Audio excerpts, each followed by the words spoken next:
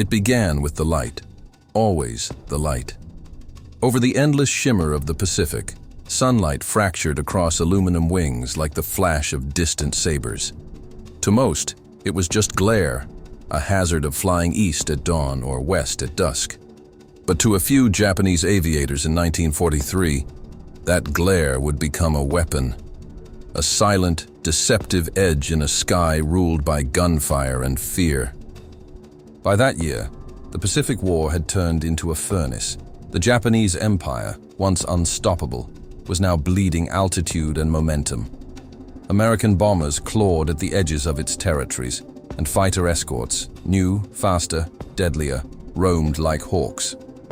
The Japanese airmen were outnumbered, outgunned, and flying machines that had once been legends, but were now fragile ghosts against steel storms.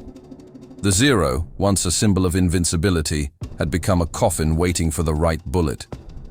But there was still genius in the air, a kind of desperate ingenuity born of survival. In the fighter bases of Rabaul, on the edge of New Britain, a squadron commander named Lieutenant Saburō Iwamoto studied the sky as if it were a chessboard. He was one of the most feared Japanese aces alive, yet he spent hours watching sunlight shift across the canopies of incoming American bombers, studying angles, reflection, the geometry of glare. To Iwamoto, every beam of light told a story, where a gunner looked, where he didn't, where death waited in the crosshairs. His men began calling it Kagami no Senjutsu, the art of the mirror. The first hints came during the desperate air battles over the Solomon Islands. Japanese pilots noticed that when they attacked from certain angles, especially when the sun was low, the enemy gunners hesitated. Their tracers drifted wide. The reason, simple yet profound. The glare from a pilot's canopy, when caught at the right instant, created a false image.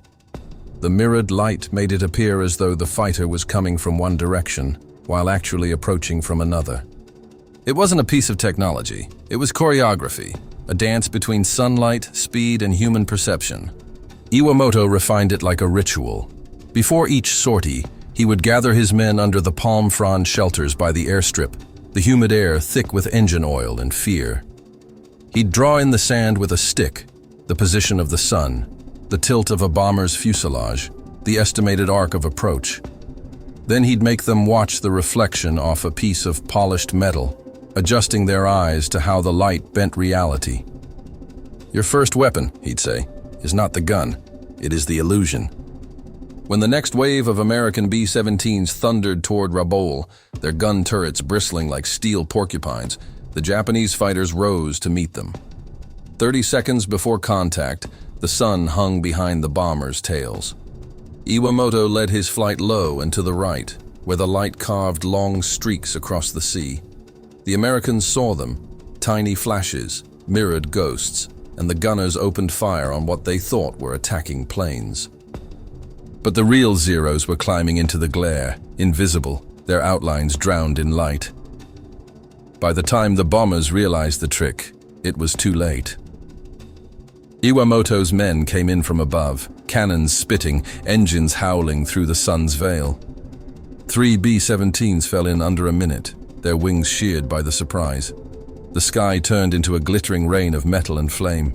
Later, one of the surviving American gunners would swear he'd seen phantom fighters coming from the ocean itself, reflections too real to doubt. It wasn't magic, it was psychology. The human eye, under strain, confuses reflection with motion, glare with presence. Gunners, already panicked and blinded by the tropic sun, fired where they thought the enemy was, not where he truly existed. Iwamoto understood that terror had geometry, and he drew his lines through light. Word spread quickly through Japanese air groups from Rabaul to Truk Lagoon. Pilots began to polish their canopies before missions, not for vanity but precision. Some even fixed small reflective panels under the wing roots, angled to mimic the signature of light bouncing off an incoming fighter.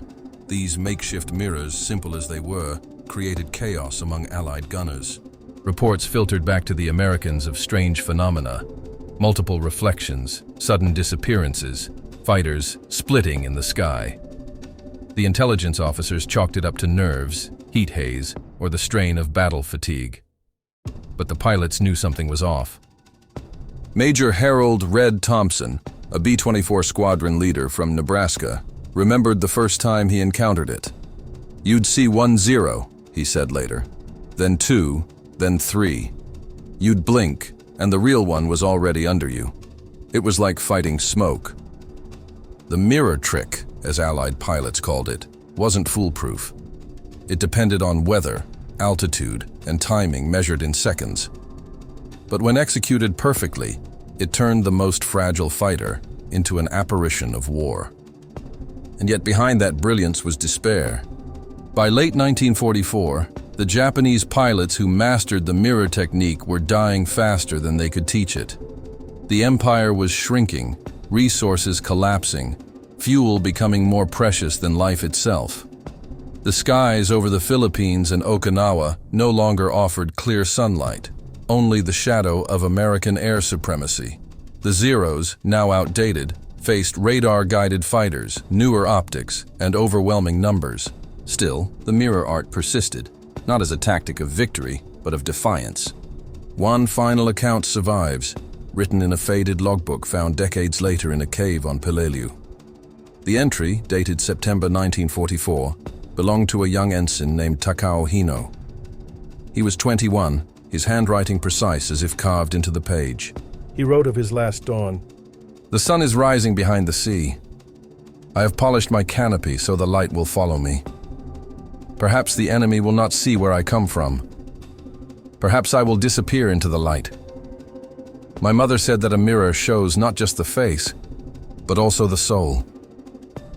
If I die today, let it reflect something beautiful." He flew out that morning with 5 others. None returned. In the years after the war, Allied intelligence recovered reports about the mirror deception, noting its ingenuity, but also its futility against advancing radar and optical gun sights. It was catalogued as a low-probability tactic, a curiosity from a vanishing age of dogfights. But for those who lived it, men like Iwamoto, Hino, and the gunners who stared into false horizons, it was something deeper, a testament to human adaptability under impossible odds. For all its simplicity, the mirror trick revealed the essence of air combat, that in the chaos of war, survival often belonged not to the strongest, but to the most imaginative. And for a brief, blinding moment in the Pacific, imagination shone brighter than steel. The year was 1944, and the Pacific had become a graveyard of wings. From the Aleutians to the Marianas, the ocean glittered with the bones of burned aircraft. Each reflection of sunlight on wreckage, a cruel echo of the very trick that once gave Japanese pilots an edge. The mirror illusion still lived in the minds of the surviving airmen, but its days were numbered. The Americans had learned. They adapted the way all great militaries do, through loss, analysis, and relentless innovation. Engineers at Eglin Field, Florida, studying after-action gun camera footage from Pacific raids, noticed something odd. Moments when gunners fired into empty air, chasing gleams that weren't real. It wasn't nerves, it was optics. They began testing new polarized gun sight filters and training gunners to recognize false reflections caused by mirrored light from enemy fighters. And just like that, the edge vanished. But inside Japan, far from the laboratories and airfields of the West, desperation had turned into obsession. Pilots like Lieutenant Iwamoto knew the war was slipping beyond recovery, yet he refused to surrender to despair. His tactics, once a tool for ambush, now became an art of survival, one last symphony of deception in a world closing in. By early 1945, he was stationed on Kyushu, where the sky itself seemed scarred by defeat. The airfields were little more than strips of dirt and dreams, bombed daily, patched nightly, and haunted by the distant hum of B-29s. The mirror technique had evolved beyond canopy glare. Pilots began experimenting with larger reflective panels, some cut from wrecked aircraft attached to the undercarriage or wings. The plan was audacious.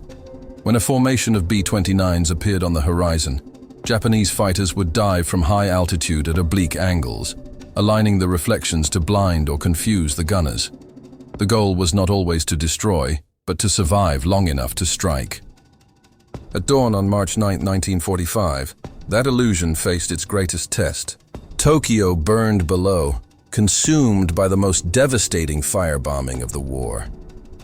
The night had been turned to molten day, the air a furnace that melted the lungs of those who breathed it. But even as the city died, small groups of fighter pilots rose through the smoke, their silhouettes merging with the rising sun. Among them was Iwamoto, flying his last reliable Zero, its paint scorched and patched with sheet metal that reflected light like shards of glass. To the gunners in the B-29s, the first glimmers looked like the reflection of the inferno below, shimmering, unstable, a trick of heat. Then the Zeros burst from the glare, silent as arrows. Machine guns opened up, but the gunners fired blind, dazzled by light refracted off the mirrored panels. For a moment, even radar failed to distinguish flame from reflection, metal from mirage. One bomber fell, then another, but the victory was brief. The next wave of American fighters descended with precision the Japanese could no longer match. The mirrors that once saved them now gave away their positions under the merciless radiance of morning. Sunlight that once blinded the enemy now betrayed the hunt. Iwamoto's plane took a burst through the left wing, fuel gushing like blood. Still he held on, his hands steady, his eyes fixed on the rising sun. The mirror trick had done its job one last time. It had let him strike from invisibility, even as the empire he fought for disintegrated below. When his Zero finally went down off the coast of Kagoshima, witnesses said it caught the light as it fell, flashing once, twice, 3 times before disappearing into the sea. A final reflection. But the story of the mirror didn't end there. In the final months of the war, a new generation of pilots, many barely trained boys, were taught fragments of the old deception tactics, not to survive, but to ensure their approach remained unseen until the final moment. These were the kamikaze squadrons. To them, the mirror technique was not about tricking gunners for escape. It was about guiding light toward death. Pilots would polish their canopies until they shone, believing that by merging with the sun they became invisible, even divine. They called it Hikari no Michi, the path of light. An American destroyer survivor, Seaman First Class David Rowe, later wrote about the day his ship was struck near Okinawa. "I saw it coming out of the sun. Just a glint at first, like a spark skipping off the waves. You don't realize it's a plane until it's too late. The reflection blinds you, the sound reaches after. It's not a fight. It's a moment. And then the world breaks open." Light had become both weapon and requiem. By August 1945, Japan's skies were silent. The war ended, but the strange art of deception through reflection lived on, buried in forgotten manuals and whispered between surviving aviators. American intelligence officers studying captured documents marveled at the ingenuity, the use of sunlight as camouflage, the manipulation of the enemy's own instincts. Some of those lessons quietly influenced post-war aerial research, glare management, reflective camouflage, and even optical stealth experiments during the early Cold War. Yet the mirror trick, stripped of its wartime desperation, was more than a tactic. It was a philosophy. It represented the will to create illusion out of weakness, to bend nature itself into a shield. For Iwamoto and his men, it had been a way to fight with dignity when defeat was certain. Decades later, in 1970, a retired American airman visiting Japan met an elderly mechanic who had once served under Iwamoto. They stood together on the edge of an abandoned runway, where grass grew through the cracks of concrete. The old man carried a fragment of a canopy glass in his pocket, smoothed by time, still faintly mirrored.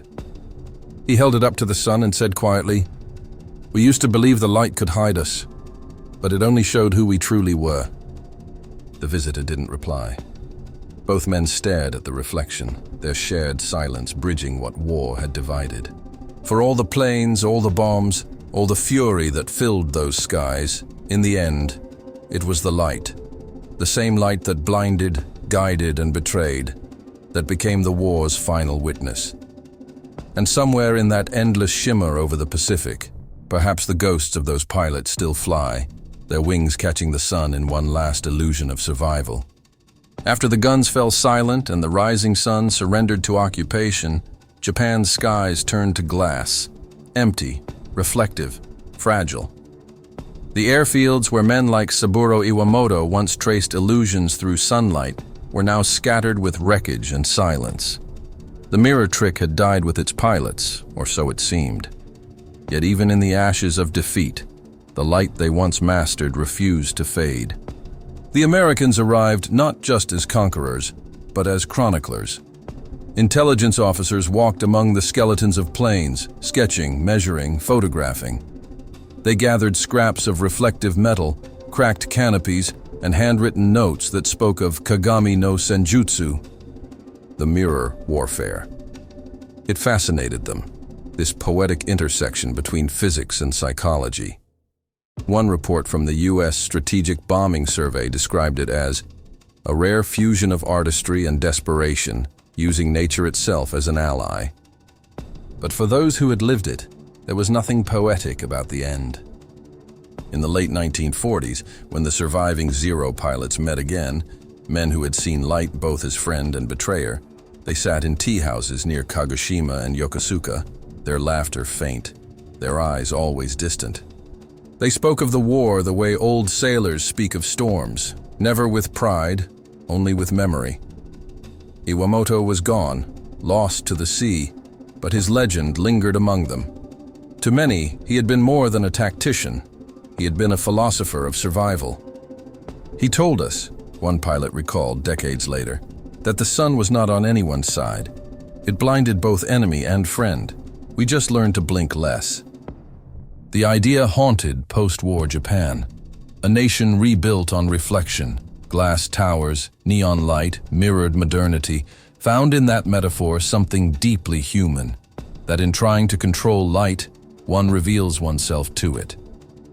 In the 1950s, when Japanese engineers began designing the new generation of aircraft under American oversight, some of the same men who had once polished canopies for deception were now polishing them for precision. Aviation shifted from artistry to arithmetic. The mirror trick, born of instinct and sunlight, gave way to radar screens and electronic warfare. Yet curiously, its principles survived. A young engineer named Masao Tanaka, who had studied wartime tactics as a child, later helped pioneer anti-glare coatings for jet canopies. His designs reduced reflective signature under radar and sun alike, descendants, in essence, of Iwamoto's battlefield wisdom. We learned, Tanaka would later write, that light can both protect and betray. The balance lies in how we choose to face it. Meanwhile, across the ocean, historians piece together the fragments of that strange, beautiful deception. At the Smithsonian's Air and Space Archives, boxes marked Captured Enemy Aerial Tactics. Optical illusion studies held fragments of Japanese flight manuals and faded photographs showing pilots polishing canopies before takeoff. In one photo, sunlight flares perfectly across a pilot's face, turning his eyes to white fire. Beneath it, someone had scrawled in English, "See the light before it sees you." But history, like light, distorts with distance. The mirror trick became a footnote in the grand machinery of World War II, a curiosity overshadowed by jet engines, atom bombs, and radar revolutions. Yet for those who still remembered the sensation of flying through glare, it was something sacred. One such man, a former B-29 tailgunner named Walter Harris, wrote in his memoirs in 1981, "We thought they were cowards hiding in the sun." Later I realized it was courage of another kind, the courage to use nature itself as your last ally. When I saw that flash before they struck, it wasn't fear I felt, it was awe. Over time, a new generation of aviators, pilots from both sides, sought each other out. They met at reunions, in quiet museums, at Pacific memorials, where the wind still smelled faintly of salt and aviation fuel. The Americans brought stories of terror and confusion. The Japanese brought stories of faith and futility. Somewhere in the exchange, the mirror trick ceased to be a weapon and became a lesson. Because beneath its mechanics, angles, altitude, glare, lay a truth older than flight itself, that every act of war is also an act of perception. Victory belongs not to those who see, but to those who understand what is unseen. And in that sense, Iwamoto's philosophy outlived his empire. In 1968, a film crew shooting a documentary over the South Pacific captured something strange. As their helicopter passed above the ocean near Rabaul, the cameraman noticed a flash below, a brief, golden reflection. They circled back, but the sea was empty. No wreckage, no debris, just the light. The footage remains archived, a 2-second shimmer, impossible to explain. Some say it was the reflection of a wave. Others whisper that it was a canopy, rising once more from the deep. The mirror, after all, never lies. It only reveals what remains. Today, aviation historians speak of the mirror tactic as one of the most haunting examples of human creativity under duress. Not a triumph, not even a failure, but a reminder of what people are capable of when stripped to their last resource, their mind. It stands beside radar jamming, code breaking, and stealth as a testament to how ingenuity flourishes even in defeat. If you walk the beaches of Truk or Rabaul today, you can still find fragments of that story. A sliver of mirrored canopy glass, half buried in coral. A bullet casing glinting in the surf. When the tide retreats and the sunlight strikes just right, the water flashes, a shimmer that might have once been mistaken for a fighter's approach. For a fleeting second, the past lives again, caught between reflection and memory. Somewhere, in that endless war-torn sky of history, Lieutenant Iwamoto is still climbing into the sun, searching for the perfect angle, where light bends truth and illusion becomes survival. His mirrored wings catch the dawn, and for a heartbeat, he is invisible once more. And though the war ended long ago, the sky, like a mirror, still holds their reflections, waiting to be seen by those who understand what light can do. Because in the end, it wasn't just about flying unseen. It was about the fragile brilliance of being seen at all.